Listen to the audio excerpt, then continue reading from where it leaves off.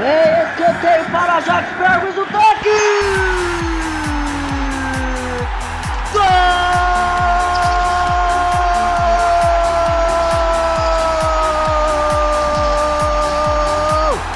É, João Álvares!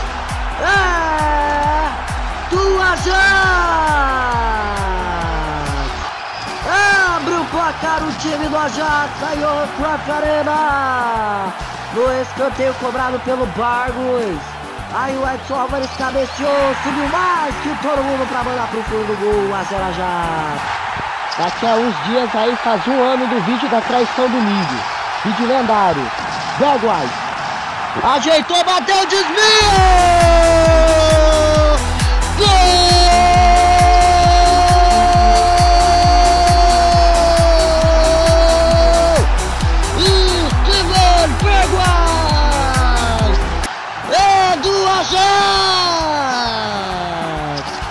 O Kudus deu passe pra ele, o Bergwijn ajeitou, bateu, com desvio, e ela foi pro fundo do gol, 2 a 0. O vídeo da traição Emília eu fiz com meu primo lá no Nordeste, foi muito legal. O Bisgano tá vendo Kudus, invadiu a área na velocidade, bateu, gol!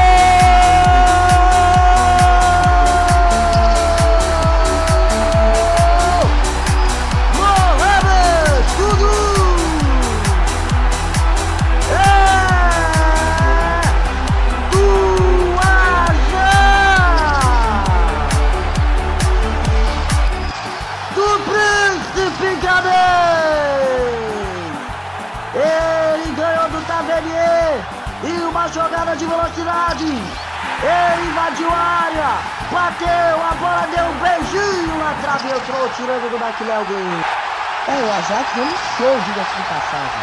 Erro de passe, Bergwijn recuperou, driblou, o goleiro vai bater. Gol!